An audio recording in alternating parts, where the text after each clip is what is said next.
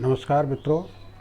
हम आपसे बहुत लंबे समय के बाद मुखातिब हो रहे हैं।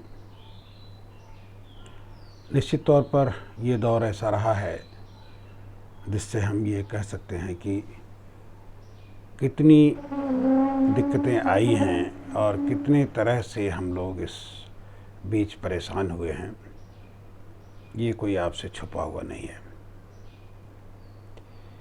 एक ऐसी वैश्विक महामारी जो घर घर तक पहुंच गई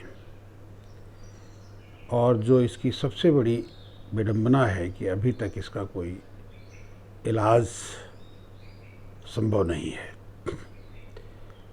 ऐसे समय में गांव के सुदूर सुरम्य प्राकृतिक स्थलों तक इस बीमारी का पहुंच जाना अपने आप में एक बहुत भयावह स्थिति है। और इस भयावह स्थिति से आपने देखा है कि बहुत सारी ऐसे जीवन समाप्त हुए हैं जिनका अभी ऐसी कोई स्थिति नहीं थी। ऐसे लोग चले गए हैं जिनको अभी ये था कि अभी बहुत उनके पास वक्त है और अपने वक्त का जो बहुमूल्य है वो समाज को देने वाले हैं। इन सारी बातों को देखते हुए यही कहा जा सकता है कि जब देश ऐसे लोगों के हाथ में पहुंच जाता है जो अहंकारी होते हैं, निरंकुश होते हैं, धूर्त और बेईमान तो उनके साथ जुड़ा ही हुआ होता है और उनके शौक़ पूरे हो रहे होते हैं, उनके लिए समाज, उनके लिए देश, उनके लिए पद का दायित्व का कोई मीनिंग नहीं होता। ऐसे वक्त में जो कुछ घट रहा है वह निश्चित तौर पर किसी राष्ट्र के लिए महामारी का एक मजबूत आधार है।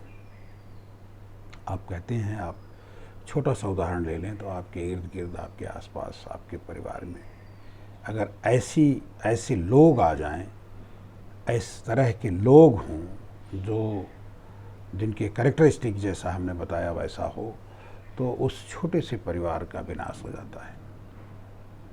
उनको लगता है कि वो बहुत बड़ा विस्तार कर रहे हैं, लेकिन वो ये भूल जाते हैं कि वो बाकी लोगों के साथ बहुत बड़ा अत्याचार कर रहे हैं। सुनहरी सुनहरी बातें, बहुत अच्छे जुमले, बहुत मनोलुभावन वादे, ये सब किस काम के हैं जब आपकी अंतरात्मा, आपकी नियति, आपकी मनसा, आपका विचार इस आधार पर बना है कि जहाँ केवल झूठ और लूट, फरेब और अत्याचार उसके कैरेक्टरिस्टिक हों, उसके गुण हों, तो ऐसे सत्ता, ऐसी व्यवस्था, ऐसा सिस्टम जनहित कर ही नहीं सकता, लोकहित कर ही नहीं सकता, लोकतंत्र की रक्षा नहीं कर सकता, लोक संविधान की जो अवधारणा है उसको अंगीकृत नहीं कर सकता। गुमराह करता है, झूठ बोलता है और नाना प्रकार के दिखावे करता है, लेकिन जो मूलभूत समस्याएं हैं जिसमें स्वास्थ्य है, शिक्षा है, रोजगार है, इस सब को एकदम से तहस नहस कर देता है। और इसी तरह से पब्लिक के संसाधन हैं जहाँ पर रोजगार उपलब्ध होंगे, जहाँ से लोगों को सुविधाएं प्राप्त होंगी, उनको अपने चंद पूंजीपतियों के हाथ में सौंप करके उसका भी व्यापारीकरण। अभी तक बहुत सारी ऐसी व्यवस्थाएं थी जो जनता के लिए थी, जनहित के लिए थी, और उसमें सरकार अपने संसाधनों से उसको चला रही थी, कर रही थी। सबको तहस नहस कर देने के बाद कौन सी ऐसी व्यवस्था है जिससे आम आदमी अपनी ज़िंदगी को एक बेहतर स्थिति में ले जा सकेगा। ऐसे हालात, ऐसे दशा में हम आज पहुंच गए हैं जहां पर और जहां से विचार करना एकदम अंधकारमय दिखाई दे रहा है।